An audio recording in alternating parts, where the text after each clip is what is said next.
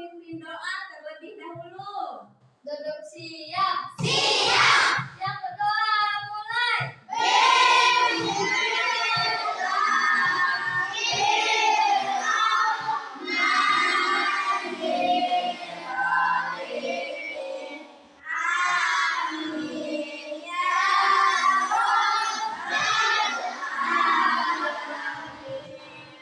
Hari ini siapa yang tidak hadir? Tidak. Haidar, kenapa Haidar? Sakit. Haidar sakit.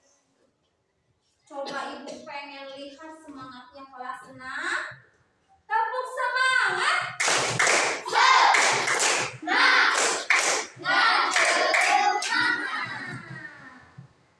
Sudah siap belajar hari ini? Sudah sarapan belum? Sudah minta ridhonya orang tua? Karena kalau ridho Allah itu tergantung pada ridho orang tua. Sehingga kalau Allah sudah ridho, mudah-mudahan ketika kita belajar, Allah mudahkan pemahaman kita. Amin ya robbal alamin. Sekarang boleh dibuka buku paket dan buku tulisnya. Ya, boleh dibuka buku paket dan buku tulisnya. Tujuan pembelajaran yang akan kita capai hari ini yang pertama yaitu kalian nanti diharapkan dapat menjelaskan pengertian kode dan kodar Allah Subhanahu wa taala dengan benar. Kemudian yang kedua kalian dapat mengidentifikasi perbedaan kode dan kodar. Dan yang ketiga kalian nanti dapat menyebutkan dalil kode dan kodar. Dan yang keempat, kalian nanti dapat memberikan contoh kode dan kodar dalam kehidupan sehari-hari. Untuk mencapai tujuan pembelajaran hari ini, maka langkah-langkah pembelajaran yang harus ditempuh yaitu kalian nanti mengamati dan memahami materi yang ada di depan. Kemudian nanti kalian akan melakukan diskusi secara kelompok. Ibu harap kalian bisa bekerja sama dengan baik karena itu merupakan penilaian. Ibu akan menilai kerjasama, kekompakan kalian dalam berkelompok. Kemudian untuk mengetahui pemahaman kalian tentang materi kode dan kodar, nanti akan diadakan tes. Kalian nanti mengisi soal atau tes dengan jawaban yang benar. Untuk KKM Akidah Akhlak yaitu dengan nilai 70. Maka kalau nilainya kurang dari 70, maka kalian akan dilakukan remedial. Asmaul Husna, Al-Ghafar dan Al-Ghafur. Asmaul Husna, Al-Ghafur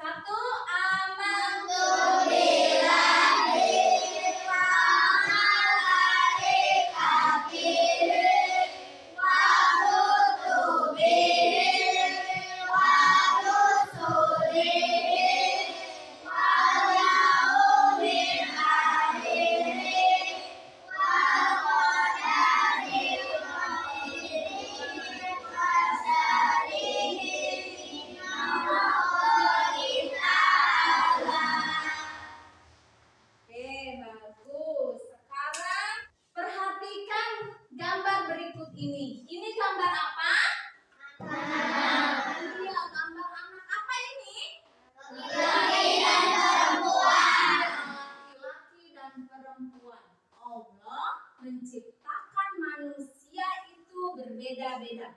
Ada laki-laki, ada perempuan, kemudian ada yang rambutnya lurus, ada yang rambutnya keriting, kemudian ada yang kulitnya putih atau ada yang kulitnya hitam. Itu semua merupakan hak Allah atau ketentuan Allah. Perhatikan lagi. Gambar apa itu? Bayi. Ya, gambar bayi, gambar kelahiran seseorang. Kelahiran itu tidak ada yang tahu harinya apa, kapan dilahirkannya, itu semua merupakan rahasia Allah. Gambar selanjutnya. Ini gambar tentang apa? Iya, jodoh ya. Jodoh itu sudah ada yang mengatur. Kemudian gambar yang berikut gambar tentang apa? Gambar tentang orang yang meninggal. Kullu nafsin dha'iqatul maut. Setiap yang bernyawa pasti akan meninggal. Nah, seseorang yang meninggal itu dikasih tahu nggak meninggalnya hari ini, jam sekian, dalam keadaan seperti ini? Dikasih tahu tidak? Tidak, karena urusan hidup dan mati itu merupakan ketentuan Allah sejak zaman azali. Kita baca bareng-bareng pengertian qada. Ayo. Qada menurut bahasa apa? Yaitu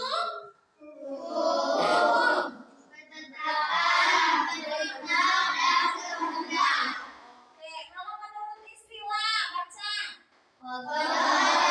Keputusan atau ketetapan Allah Subhanahu wa Ta'ala terhadap semua makhluknya yang telah ditetapkan sejak zaman azali.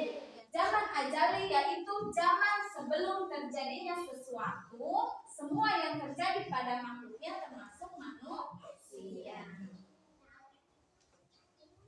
Kemudian ini adalah pengertian qadar. Qadar itu menurut bahasa berarti apa?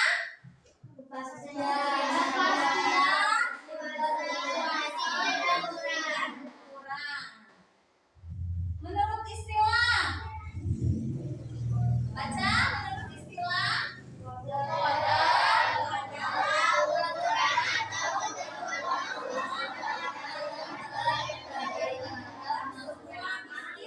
qada dan qadar juga sering disebut apa?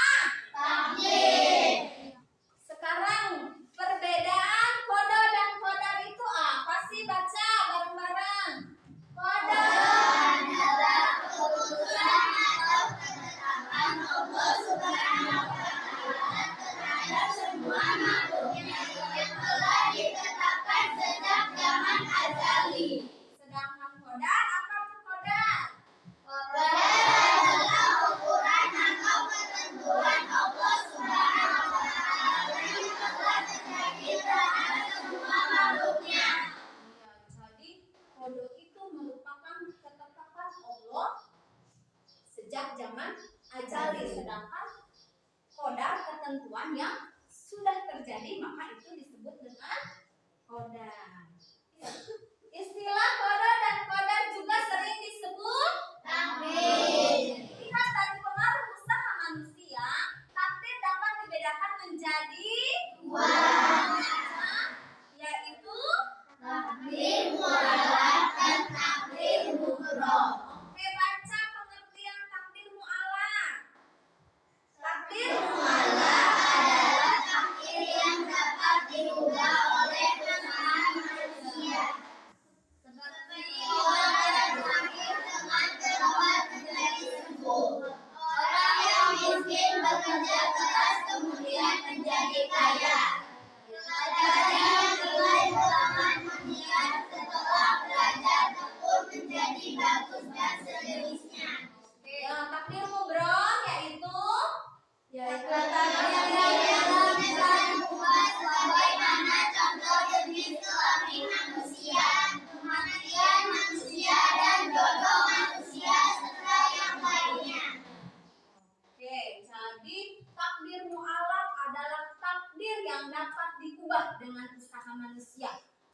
Pokoknya kalian ingin menjadi pintar, maka kalian harus ada usaha, yaitu dengan belajar tekun dan sungguh-sungguh. Sedangkan takdir mubrom itu adalah takdir yang tidak bisa diubah. Contohnya yaitu seperti gambar yang tadi, jenis kelamin, kematian, jodoh, kelahiran, itu merupakan contoh dari takdir mubrom. Dapat dipahami? Insyaallah. Sekarang kita baca bersama-sama dalil qada dan qadar Quran surat Al-Hadid ayat 22.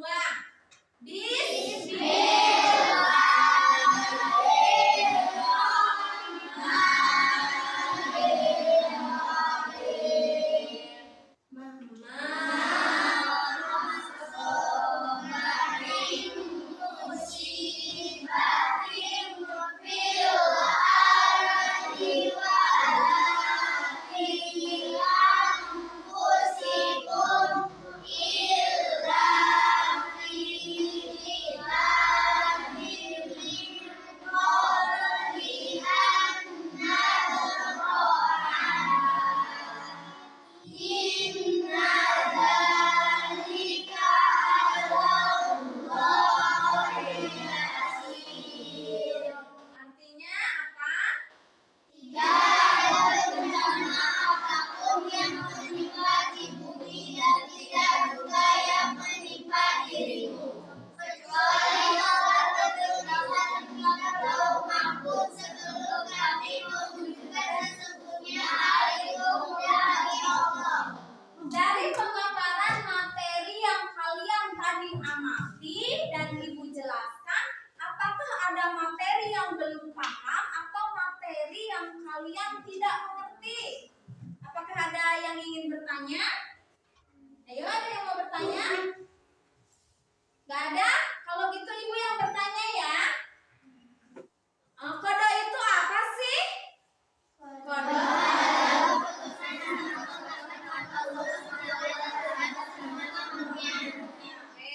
Qadar itu apa sih?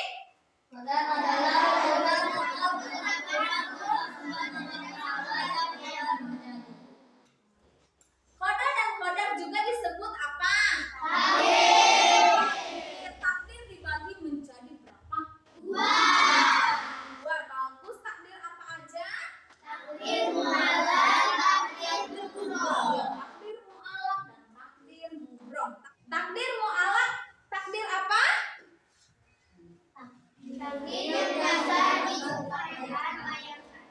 Takdir yang dapat diupayakan dengan usaha atau ikhtiar. Kalau takdir mubrom apa? Takdir yang tidak bisa diupayakan.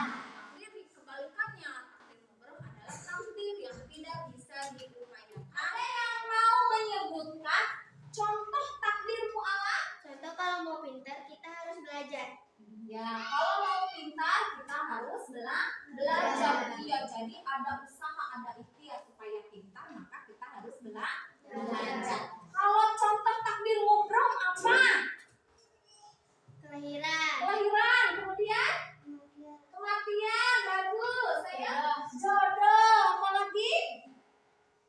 Kelamin. Jenis kelamin. Iya, ada perempuan, ada laki-laki, itu merupakan contoh dari takdir mubrom. Oke, tepuk semangat.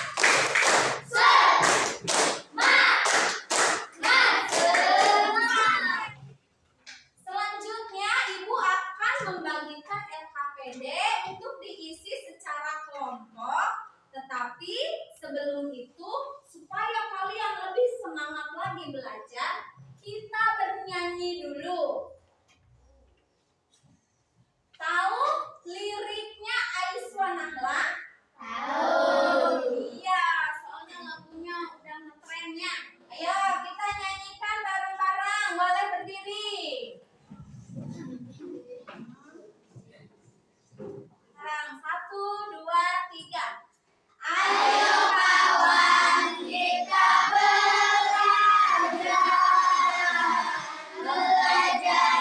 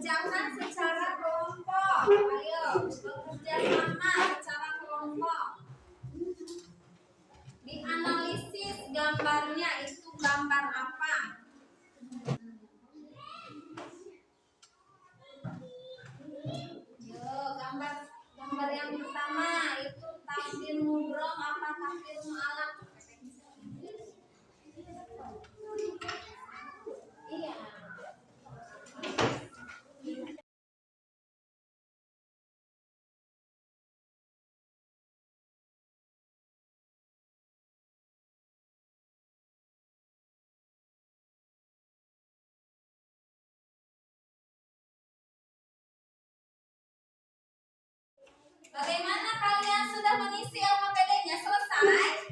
Kalau begitu, untuk ketua kelompoknya mempresentasikan ke depan hasil analisis gambarnya. Kelompok 1 maju ke depan untuk mempresentasikan.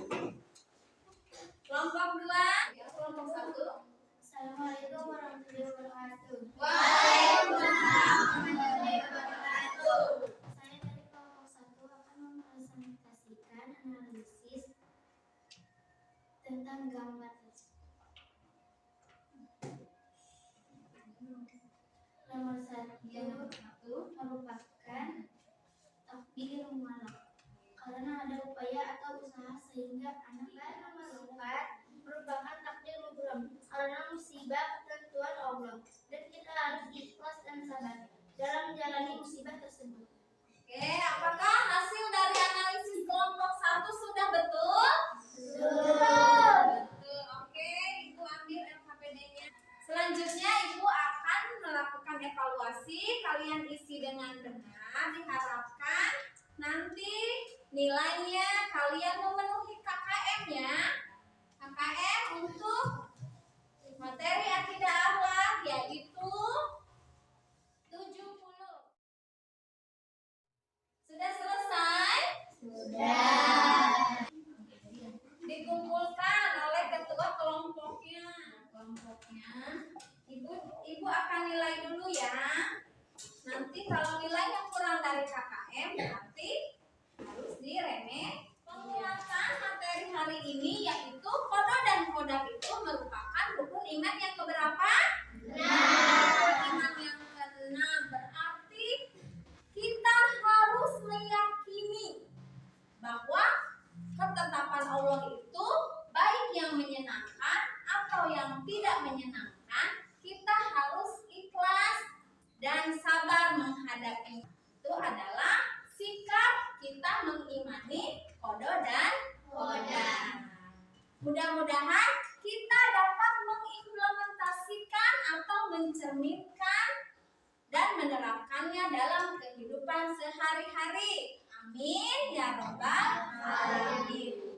Untuk pertemuan selanjutnya kita masih membahas materi tentang beriman kepada kodo dan kodar, yaitu meneladani kodo dan kodar serta hikmah beriman kepada kodo dan kodar. Jadi kalian disiapkan dibaca-baca di rumah buku paketnya.